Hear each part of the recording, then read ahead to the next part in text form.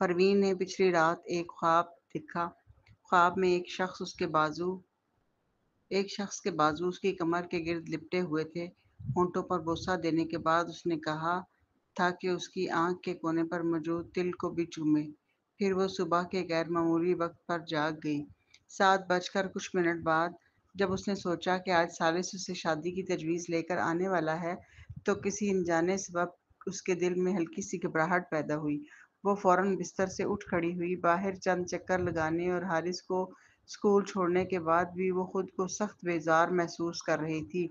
یوں اس نے واپس مڑنے کا فیصلہ کیا اور سیدھی مہدی مینرز جا پہنچی۔ خود اس نے بھی نہیں سمجھا کہ وہ وہاں کیوں آ گئی، مگر اتفاق سے جیسے ہی وہ داخلی دروازے پر پہنچی اس نے ماریسا اور رتھ کے درمیان ہونے والا جھگڑا دیکھ لیا۔ وہ گاڑی سے اتری اور آگے بڑھی۔ رتھ نے اسے دیکھا تو ماتھے پر بل ڈالے اس نے کہا، کیوں نہیں؟ بلیک کیٹ میری دوست ہے، چاہے ماریسا مہدی خاندان کی لڑکی ہی کیوں نہ ہو۔ بلیک کیٹ کبھی محض اس وجہ سے اس کی دوست نہیں بنے گی۔ اندرون ملک اور بیرون ملک کی دنیا بہت مختلف ہے، ان کا آپس میں کوئی لینا دینا نہیں۔ پروین نے ٹھنڈے انداز میں اسے گھورا اور ہنسی اڑائی۔ اوہ واقعی؟ رتھ نے مٹھی بھینچ لی۔ کچھ دیر بعد غصے سے بولی، میں جانتی ہوں تم کیا کہنا چاہتی ہو۔ بلیک کیٹ کارل کا ماتحت ہے اور کارل تمہاری بھابھی کا باپ ہے، یقیناً تم اس کے قریب ہو، اس لیے تم چاہتی ہو کہ وہ تمہارے لیے اچھے الفاظ کہے، ہے نا؟ لیکن کارل تو اس وقت خصوصی محکمے کی حراست میں ہے، وہ باہر نہیں آ سکتا۔ تم چاہتی ہو کہ وہ تمہارے لیے بات کرے تو خواب دیکھو۔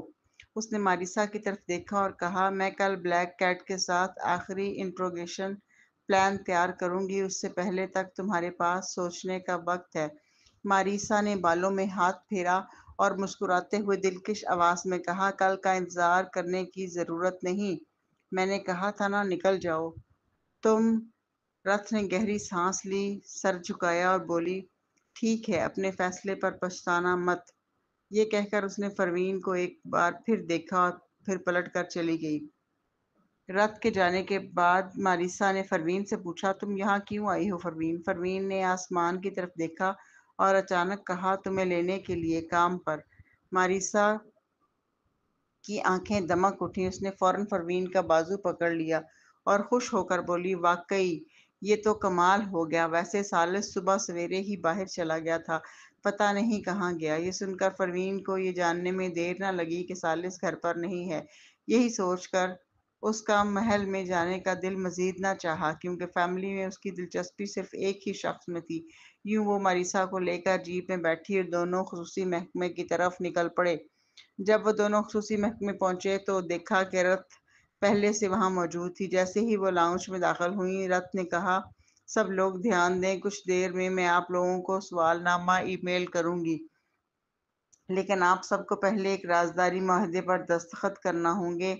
سوال نامے کے مواد کو کوئی بھی شخص کسی سے، حتیٰ کہ محکمے کے ساتھیوں سے بھی شیئر نہیں کرے گا، کیونکہ یہ میرا چھوٹا سا راز ہے۔ ماریسا نے طنزیہ انداز میں کہا، یہ انٹروگیشن پلان لگتا ہی نہیں، بلکہ کوئی سیلز پروموشن ٹیکنیک معلوم ہو رہی ہے، یہ کچھ زیادہ ہی شکی ہو رہی ہے۔ پروین کو بھی لگا کہ رتھ ضرورت سے زیادہ خفیہ بن رہی ہے، جیسے یہ کوئی خفیہ مارشل آرٹس کا نسخہ ہو، لیکن اس کے بولنے سے پہلے ہی کیپٹن فرشاد نے پورا ساتھ دے دیا، کوئی مسئلہ نہیں ہے، ویسے بھی ہم باتونی نہیں ہیں، ہے نا؟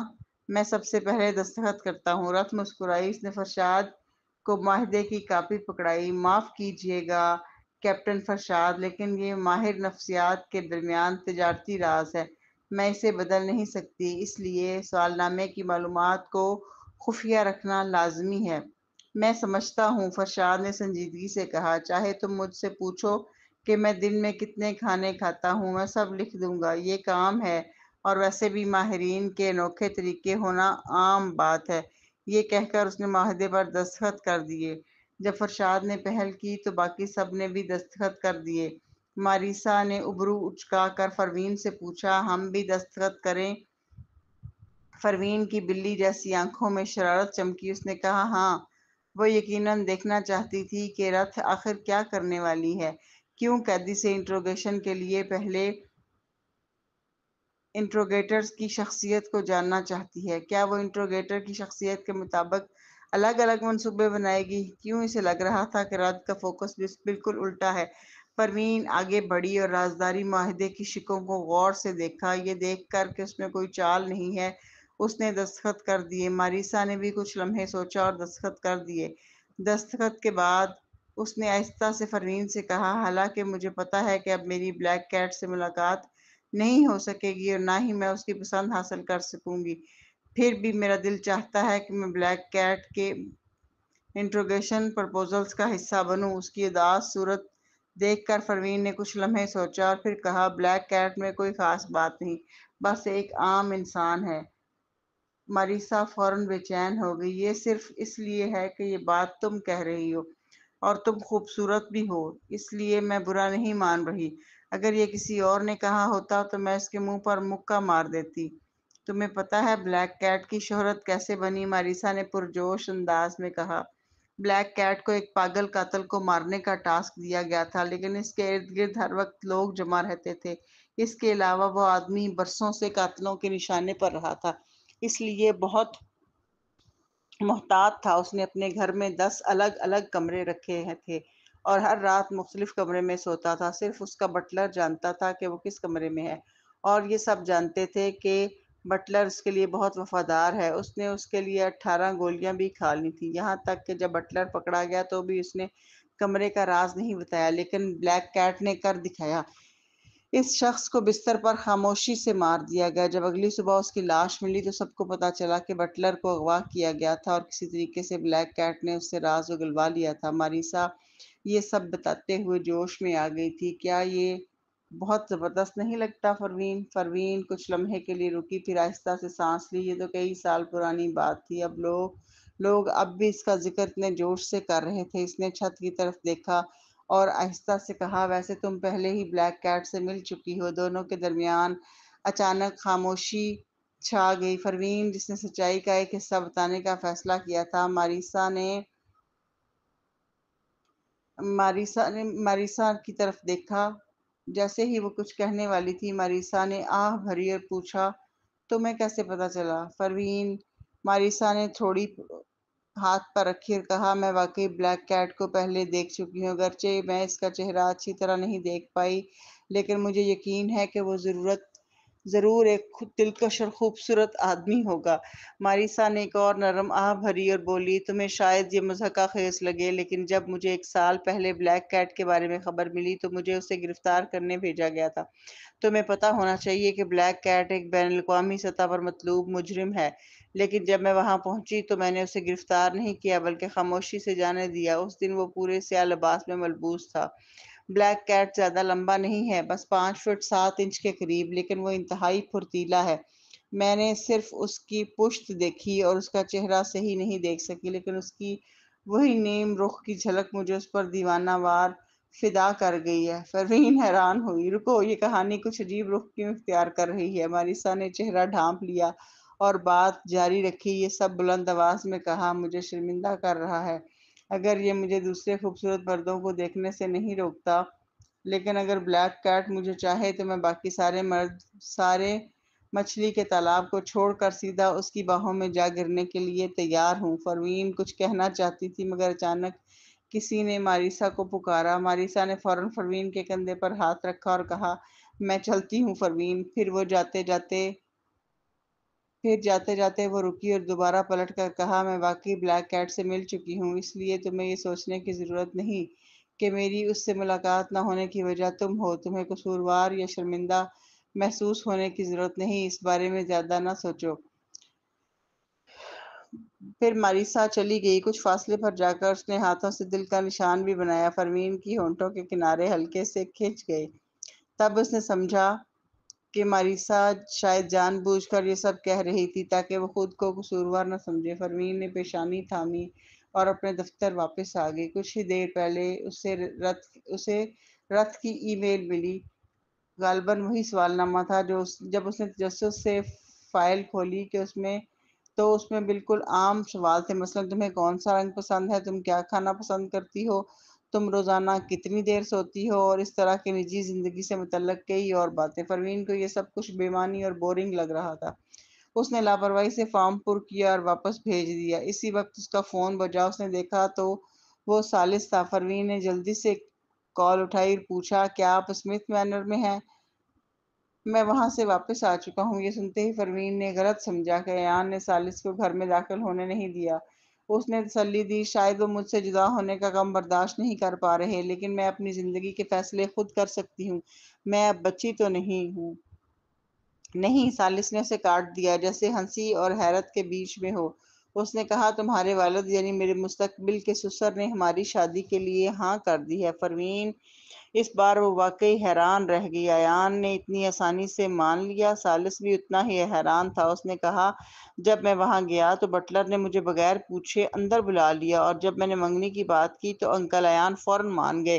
انہوں نے تو یہ بھی کہا کہ وہ گھر کے کچھ بڑے بزرگوں کے ساتھ شادی کی تاریخ طے کرنے آئیں گے۔ البتہ انہوں نے یہ خواہش بھی ظاہر کی کہ تم کچھ دن اور ان کے ساتھ رہو۔ پروین ہنسی۔ یہ بھرنے کی کیا ضرورت ہے؟ اسے لگا تھا ثالث یہ کہے گا کہ شادی میں دیر ہو رہی ہے، مگر اس نے کہا، میں اس لیے بھر رہا ہوں کہ لگتا ہے میرے سسر ابھی سے ناراض ہونے والے ہیں، حالانکہ ابھی تو انہوں نے مجھے قبول کیا ہے۔ پروین نے تعجب سے پوچھا، کیوں؟ آخر کار یہ تو ممکن ہی نہیں کہ میں ان کی بات مانوں۔ شمائل اور حارث کو ابھی تو ایک مکمل گھر چاہیے، اس لیے ہمیں جلد از جلد شادی کرنی چاہیے۔ پروین کے ہونٹ پھڑکے۔ یہ فکر نہ کرو، میں انکل ایان کو بھی منا لوں گا۔ میرا خیال ہے 1 مہینے بعد شادی کرنا اچھا خیال ہے۔ تمہیں کیسا لگتا ہے پروین؟ اگر تمہیں کوئی اعتراض نہیں تو میں تیاری شروع کر دیتا ہوں۔ تمہیں کچھ کرنے کی ضرورت نہیں، بس آرام کرو اور شادی کا انتظار کرو۔ ٹوں ٹوں ٹوں۔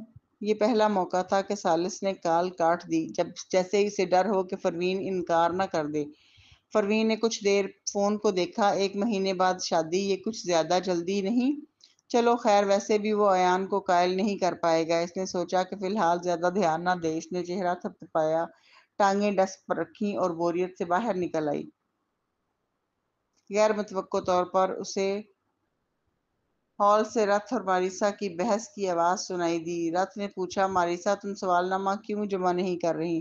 ماریسا نے سرد لہجے میں کہا، کیونکہ وہ کچھ کہنے ہی والی تھی کہ اچانک اسے رازداری معاہدہ یاد آ گیا۔ معاہدے میں لکھا تھا کہ چاہے سوالات جیسے بھی ہوں، اگر جواب دینے سے انکار بھی کریں تو بھی کسی کو کچھ نہیں بتانا۔ مگر وہ اتنی زیادہ جھنجھلا گئی تھی۔ یہ کیسا سوال نامہ تھا؟ یہ تو سیدھی ثالث کی تفتیش تھی، ہے نا؟ اس میں سوال تھے کہ اس نے بچپن میں کیا کیا، کس عمر میں کون سے اسکول گیا، اس کی شخصیت کیسی تھی، اس کے شوق کیا تھے، اور یہ تو جیسے یہ بھی پوچھنے والے تھے کہ بچپن میں ثالث کون سا ڈائپر پہنتا تھا۔ رت کے ارادے تو بالکل واضح تھے، بھلا وہ ایسا سوال نامہ کیسے بھر سکتی تھی؟ ماریسا نے طنزیہ انداز میں کہا، کیونکہ مجھے لگتا ہے اس کا انٹروگیشن سے کوئی تعلق نہیں۔ کیا میں ٹھیک کہہ رہی ہوں مس بیل؟ رت نے بھری۔ مجھے پتا ہے کہ میرے سوال سمجھ میں نہیں آ رہے، لیکن سب نے تعاون کیا اور جواب بھی دیا۔ میں کل آپ سب کو ایک ایسا جواب نامہ دوں گی جس سے آپ خوش ہو جائیں گے۔ آپ کو بس میرے طریقوں کے مطابق انٹروگیشن کرنا ہوگا، اور آپ جس سے بھی جو بھی اگلوانا چاہیں گے نکلوا لیں گے۔ کیا تم تھوڑا سا میرا ساتھ نہیں دے سکتی؟ ماریسا نے ٹھنڈے لہجے میں کہا، نہیں، میں نہیں دے سکتی۔ رت نے افسوس جتایا اور آخر میں کہا، چلو خیر، میں نے سوچا تھا کہ تمہیں بلیک کیٹ سے ملواؤں گی۔ آخر کار تم انٹروگیشن کے میدان میں عالمی شہرت رکھتی ہو، لیکن چونکہ تم تعاون نہیں کر رہی تو پھر جانے دو۔ ماریسا حیران ہوئی۔ رت کی مسکراہٹ اتنی معصوم اور صاف تھی کہ ارد گرد کھڑے لوگ یہ منظر مزید برداشت نہ کر رہے، ایک ایک کر کے ماریسا کو سمجھانے لگے، کیپٹن ماریسا، یہ کام ہے، آپ کیوں نہیں اس کا ساتھ دیتی؟ ویسے بھی رت کا سوال نامہ مشکل نہیں ہے، ہاں اس کے ساتھ تعاون کر لو۔ مجھے نہیں معلوم کہ تمہارے سوال نامے میں کیا ہے، لیکن میرا تو بہت آسان تھا، ذرا سا پرائیویسی شیئر کرنے میں کیا مسئلہ ہے؟ مس بیل، اگر سب کچھ راز میں رکھیں گی، ہم نے جو رازداری سے معاہدہ کیا ہے وہ دونوں طرف سے ہے۔ واقعی رازداری معاہدے دونوں طرف سے تھے، یعنی وہ سوال نامے کے مواد کو باہر نہیں بتا سکتے تھے، اور رت بھی ان کے جوابات کسی اور کو نہیں بتا سکتی تھی، ورنہ یہ معاہدے की खिलाफ वर्जी होती। कैप्टन मारिसा, क्या ब्लैक कैट आपकी आइडियल नहीं है? रथ के कहने के मुताबिक अगर आप सवालनामा जमा करा दें तो वो आपको ब्लैक कैट से मिलवाएगी। हाँ, ये तो सुनहरी मौका है कैप्टन मारिसा। अगर डेमन को ब्लैक कैट से मिलने का मौका मिलता तो मैं तो जलन से मर जाती, लेकिन अगर आपको मिला है तो मुझे बिल्कुल हसद नहीं होगा। लोगों को लग रहा था कि मारिसा मामूली बात को बड़ा मसला बना रही है। सवालनामा नफ्सियाती नौइयत का था, यानी इंसान की ज़िंदगी की छोटी छोटी आदात के ज़रिए उसकी नफ्सियात का जायज़ा लेना। लिहाजा सवाल लाजमी तौर पर ज़्यादातर तर्ज ज़िंदगी से मुतल्लिक ही थे, इतनी संजीदगी की ज़रूरत नहीं थी। रथ ने अपनी मासूम लड़की जैसी छवि बरकरार रखते हुए कहा, हाँ, मैंने तो ख़ास तौर पर आपके लिए जगह बचा रखी थी, क्योंकि कैप्टन फरशाद और कैप्टन जॉनसन से सुना था कि आप ब्लैक कैट से मिलना चाहती हैं। क्या आप वाकई नहीं चाहती? नहीं, नहीं चाहती। मारिसा ने दांत पीस कर ये 3 अल्फाज कहे। ये सुनकर रथ ने आह भरी और कहा, ठीक है, ये वाकई अफसोस की बात है। फिर उसने वही नामों का ऐलान कर किया और कहा, सबने सवालनामा भरने में तावन किया है। बदकिस्मती से ब्लैक कैट लोगों से मिलना पसंद नहीं करता, इसलिए मैं सिर्फ 2 लोगों को साथ ले जा सकती हूँ ताकि वो वीडियो कॉन्फ्रेंस में उससे हेलो हाय कह सकें। मैं कुछ देर में ब्लैक कैट से वीडियो कॉन्फ्रेंस करने वाली हूँ, जिनके नाम मैं पुकारूंगी वो मेरे साथ शामिल हो सकते हैं। Daemon, Ernie. हाल में हलचल मच गई। सब ने रश्क और हसरत से डेमन और एर्नी को देखा। वाह, कितनी बड़ी किस्मत है इनकी। हाँ बिल्कुल, आह कितना हसद आ रहा है। सोचो वो ब्लैक कैट के साथ वीडियो कॉन्फ्रेंस कर सकेंगे। कमबख्त डेमोन, तुम्हें हमें डिनर खिलाना पड़ेगा। एर्नी, तुम्हारी सजा ये है कि कल तुम सबके लिए नाश्ता लेकर आना होगा। डेमोन ने परवाह न की, लेकिन एर्नी चूंकि पैसे को अहमियत देता था फौरन घबरा गया और बोला, ये नामुमकिन है कि मैं सबके लिए नाश्ता लाऊं, मैं सिर्फ कैप्टन मारिसा के लिए लाऊंगा। उसी की वजह से मुझे ब्लैक कैट से मिलने का मौका मिला है। अगर इसने सवालनामा जमा न कराया होता तो ये मौका मुझे कहाँ मिलता। ये अल्फाज नादानिस्ता तौर पर कहे गए थे, लेकिन वो मारिसा के दिल में खंजर की तरह लगे। बाकी सब लोग जोर जोर से हंसने लगे और एर्नी को लालची, कंजूस वगैरह कहकर मजाक उड़ाया। फिर खुशी खुशी एर्नी को कॉन्फ्रेंस रूम भेज दिया गया। डेमोन और एर्नी को सब ऐसे रुखसत कर रहे थे जैसे उन्होंने कोई लॉटरी जीत ली हो। रथ ने पीछे मुड़कर मारिसा को देखा, फिर परवीन को आते देखा। रथ ने नजरें झुका ली और अचानक बोली, मिस स्मिथ, मिस मेहदी वाकई आपके लिए इतनी कुर्बानियां दे रही हैं। उसने इतना बड़ा मौका भी छोड़ दिया। मैं तो उसकी बहुत इज्जत करती हूँ। परवीन, क्या ये वाकई उसके लिए था कि मारिसा ने सवालनामा जमा न कराया? क्या रथ ने मारिसा के लिए जो सवाल रखे थे वो सब सालिस से मुतल्लिक थे? परवीन सोच ही रही थी कि मारिसा बोली, इस बारे में ज्यादा मत सोचो परवीन, वैसे भी अगर मैं सवालनामा जमा करा भी देती तो रथ फिर भी मुझे मौका न देती। हम सब जानते हैं ये हकीकत। रथ ने होंठ मोड़ते हुए कहा, मैंने तो सबके सामने कहा था अगर तुम जमा करा देती तो मैं तुम्हारे लिए जगह जरूर बचा लेती। मारिसा ने नजरें झुकाते हुए कहा, बात फिर वहीं आ जाती है, ये नामुमकिन है। ये देखकर कि वो कितनी जिद्दी है, रथ ने गहरी सांस ली और कहा, अच्छा तो फिर माफ करना, मुझे अब ब्लैक कैट के साथ वीडियो कॉन्फ्रेंस के लिए जाना है। खुदा हाफिज। ये कहकर वो मारिसा के पास से गुजर गई। अगरचे मारिसा कह रही थी कि उसे परवाह नहीं, लेकिन उसकी नजरें मुसलसल कॉन्फ्रेंस रूम की तरफ जा रही थी। अंदर से डेमोन और एर्नी की जोर जोर से हंसी की आवाजें आ रही थी। वो सोचने पर मजबूर हो गई कि वो आखिर क्या बातें कर रहे हैं। इसने मुट्ठी भींची और इनके चेहरे पर रश की झलक और उसके चेहरे पर रश की झलक आ गई। सच कहूं तो वाकई ब्लैक कैट से मिलना चाहती थी, मगर वो जानती थी कि कुछ बातें कभी नहीं करनी चाहिए। क्या तुम वाकई ब्लैक कैट को इतना पसंद करती हो? परवीन की ठंडी और साफ आवाज के कानों में पड़ी। मारिसा ने जल्दी से कहा, इतना खास नहीं, ऐसा नहीं कि मैं वाकई उससे मिलना चाहती हूँ। अगर मिल जाती तो ठीक था, ना मिलूं तो भी कोई फर्क नहीं पड़ता। वैसे भी मैं पहले ही एक बार उससे मिल चुकी हूँ। रथ की मुलाकात को कौन अहमियत देता है?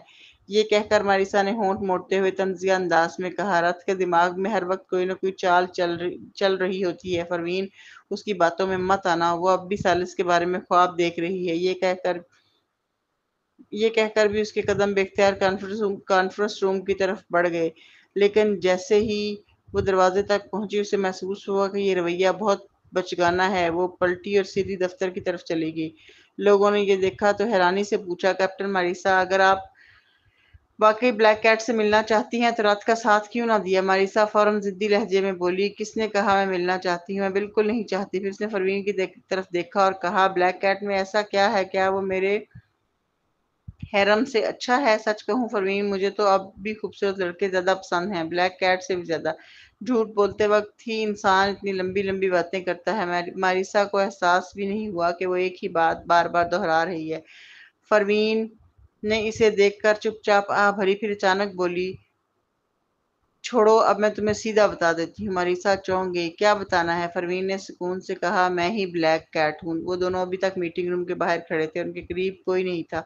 فرمین نے بھی جان بوجھ کر اپنی آواز نیچی رکھی ہوئی تھی۔ ماریسا کی آنکھیں جو سالس کی آنکھوں کی طرح خوبصورت تھیں، حیرت سے فرمین کو گھور رہی تھی۔ فرمین یہ بتانے ہی والی تھی کہ وہ اپنی پہچان کیوں چھپا رہی ہے کہ ماریسا نے ہاتھ اٹھایا اور کہا، فرمین تمہیں مزید کچھ کہنے کی ضرورت نہیں، میں سب سمجھ گئی ہوں۔ فرمین، ماریسا نے دبی دبی آہ بھری اور کہا، میں جانتی ہوں تم مجھے تسلی دینے کی کوشش کر رہی ہو، مگر ایسی باتوں میں مذاق نہیں ہونا چاہیے۔ اگرچہ مجھے یہ تھوڑا افسوس ہے کہ میں بلیک کیٹ سے نہیں مل پا رہی، لیکن یہ کوئی بڑی بات نہیں ہے۔ انٹرپول کی ایک بہترین رکن کے طور پر اگر میں واقعی چاہوں تو مجھے ہمیشہ بلیک کیٹ سے ملنے کا موقع مل سکتا ہے۔ اس نے فرمین کے کندھے پر ہاتھ رکھا، پھر سر ہلا کر آہ بھری اور کہا، فرمین آئندہ کبھی کسی کو اس طرح تسلی مت دینا، تم خوش قسمت ہو کہ یہ بات تم نے مجھ سے کہی، ورنہ تمہیں مار بھی پڑ سکتی تھی۔ یہ کہہ کر ماریسا نے میٹنگ روم کی طرف دیکھا اور پھر پلٹ کر چلی گئی۔ فرمین نے خاموشی سے اس کی پشت کو گھورا، ہونٹوں کے کنارے ہلکے سے جھٹکے۔ چلو خیر، بہرحال وہ اصل سچائی بتا چکی تھی، کم از کم مستقبل میں جب راز کھلے گا تو ماریسا خود کو دھوکا کھایا ہوا محسوس نہیں کرے گی۔ لیکن وہ وہاں سے گئی نہیں، بلکہ قریب کے لاؤنج میں جا کر کانفرنس روم کی طرف دیکھنے لگی۔ اسے واقعی تجسس تھا کہ آخر وہ کون سا منصوبہ ہوگا جسے پیش کرنے والا ایک بین الاقوامی پلیٹ فارم پر کھڑے ہو کر یہ کہہ چکا تھا کہ اس کے تفتیشی طریقے بہت سخت اور غیر ہم آہنگ ہیں اور مشتبہ افراد سے انسانی طریقے سے پوچھ گچھ کرنی چاہیے۔ وقت گزارتے ہوئے اس نے اپنی انگلیوں سے کھیلنا شروع کر دیا۔ تقریباً 2 گھنٹے بعد میٹنگ روم کا دروازہ کھلا، سب کی نظریں فوراً ادھر اٹھی۔ انہوں نے دیکھا کہ ڈیمون اور ارنی دھندلی اور الجھی ہوئی شکلوں کے ساتھ باہر نکل رہے تھے۔ رُت ہاتھوں میں فائلز لیے ہوئے تھی، اس کی ٹھوڑی ذرا اوپر ہوئی تھی۔ ڈیمون اور ارنی کی آنکھوں میں اس کے لیے زبردست عقیدت جھلک رہی تھی۔ جیسے ہی وہ باہر نکلے، سب لوگ جو اتنی دیر سے ان پر نظر رکھے ہوئے تھے لپک کر آگے بڑھے اور سوالات کی بوچھاڑ شروع کر دی۔ کیا حال رہا؟ کیا آپ لوگوں نے انٹروگیشن کے منصوبے کو فائنل کر دیا؟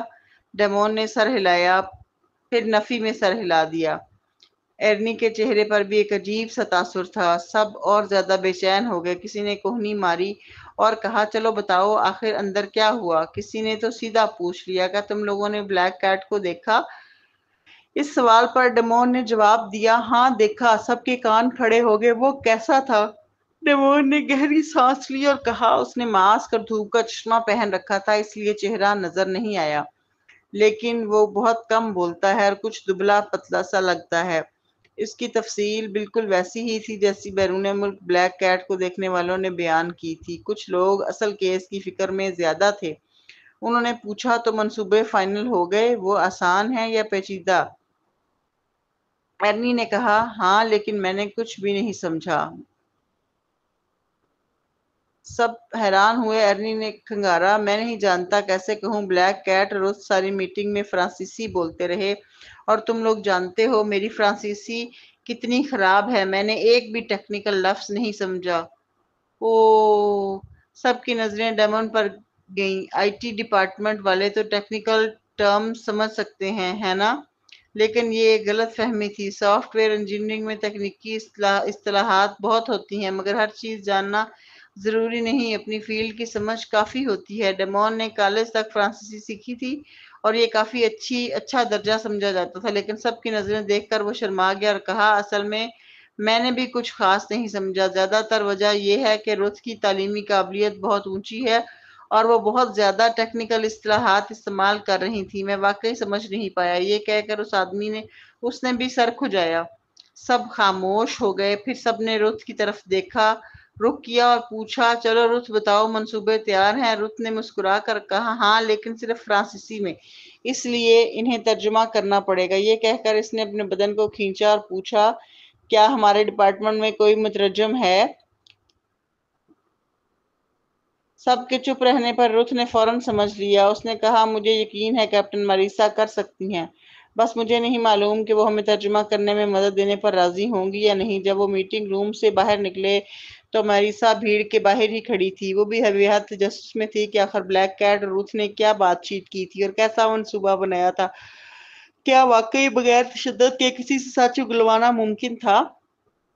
لیکن اس نے کبھی سوچا بھی نہ تھا کہ وہ عورت بغیر کچھ بات کہے بات کو اس پر ڈال دے گی۔ اوپر سے اب وہ چاہتی تھی کہ وہ اس کی اسسٹنٹ بن کر ترجمہ کرے۔ صاف بات یہ تھی کہ کاغذات ترجمہ کرنے میں تو کوئی حرج نہ تھا۔ ماریسا مردوں کے ساتھ رہتے رہتے ایسی باتوں پر پرواہ نہیں کرتی تھی، مگر اب رتھ سیدھے اسے اپنے ماتحت بنا رہی تھی۔ وہ انٹرپول کی ممبر تھی، یہاں تک کہ فرشاد اور جانسن بھی اس پر حکم نہیں چلا سکتے تھے۔ وہ عورت آخر اتنے اعتماد کے ساتھ کیسے بول رہی تھی؟ ماریسا نے طنزیہ انداز میں کہا میں فارغ نہیں ہوں۔ یہ کہہ کر وہ فوراً پلٹ گئی۔ یہ دیکھ کر رت نے افسوس سے کہا کیپٹن ماریسا آپ اب بھی اس بات پر ناراض ہیں؟ اس بار ماریسا نے کوئی وضاحت دینے کی زحمت بھی نہیں کی۔ وہ بہت پہلے سے جانتی تھی کہ یہ عورت کتنی منافق ہے۔ رتھ نے سر جھکا کر آہ بھری۔ کیپٹن ماریسا مجھ سے ناراض لگ رہی ہیں تو کیا کوئی اور ہے جو فرانسیسی جانتا ہو؟ ایک ایک کر کے باقی سب مرد یا تو نیچے دیکھنے لگے یا آسمان کی طرف گھورنے لگے۔ انٹرپول کے اہلکاروں کو یقیناً غیر ملکی زبانیں آنی چاہیے، لیکن چونکہ یہ امریکی ڈپارٹمنٹ کا اسپیشل یونٹ تھا اس لیے زیادہ لوگ فرانسیسی میں ماہر نہیں تھے۔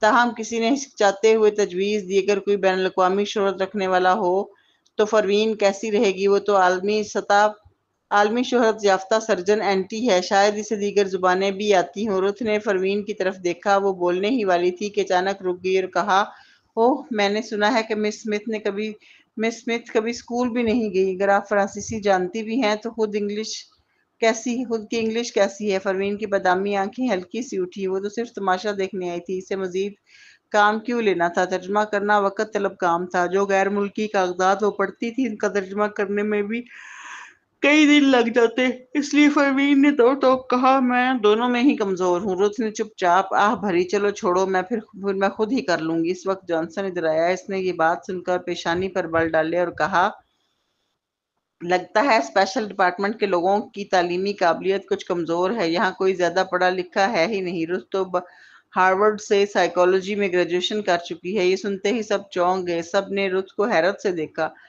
ہارورڈ؟ اسی لیے وہ اتنی متاثر کن ہے؟ ہاں، جب میں نے اسے بلیک کیٹ سے فرانسیسی میں بات کرتے دیکھا تو گرچہ میں کچھ سمجھ نہ سکا مگر وہ دونوں زبردست لگ رہے تھے۔ ہارورڈ کی پوسٹ گریجویٹ، ایسا لگتا ہے جیسے کوئی الگ ہی دنیا کا مخلوق ہمارے درمیان آ گیا ہو۔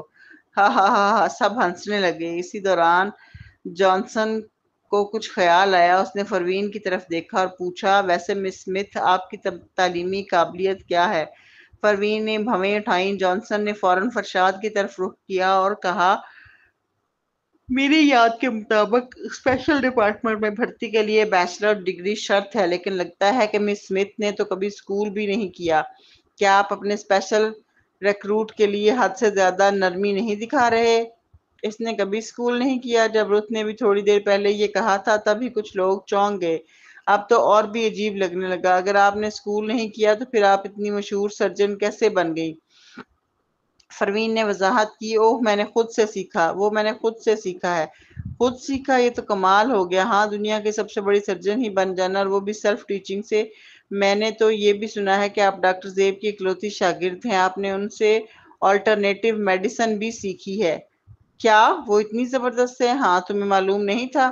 بحث کے دوران کچھ اختلافی آوازیں بھی اٹھیں، لیکن اس نے کبھی باقاعدہ تربیت نہیں لی۔ کیا وہ میڈیکل کے علاوہ دیگر چیزوں میں بھی واقعی اہل ہے؟ مجھے لگتا ہے یہ ڈائریکٹ ڈسپل کی باتیں ذرا پرانی ہو گئی ہیں۔ نوکری کے انٹرویو میں ڈگری دکھائی جاتی ہے، یہ نہیں کہ فلاں کا شاگرد ہوں۔ ہاں بالکل۔ جانسن نے فوراً فرشاد کو نشانہ بنایا۔ کیا چل رہا ہے کیپٹن فرشاد؟ میں آپ سے معقول وضاحت چاہتا ہوں۔ فرشاد نے تیوری چڑھائی۔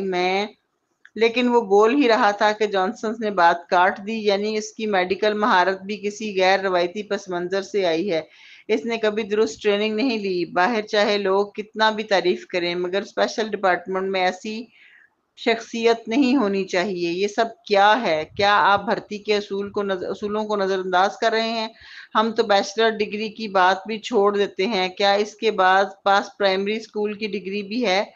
میں اس بات کی رپورٹ ضرور کروں گا، ضرور اوپر تک دوں گا۔ آپ کا رویہ اب حد سے زیادہ مضحکہ خیز ہوتا جا رہا ہے۔ جانسنس کی باتیں اور تلخ ہوتی گئیں، سب ایک ایک کر کے چپ ہو گئے، مگر غور کرنے پر انہیں لگا کہ جانسنس کی باتوں میں دم ہے۔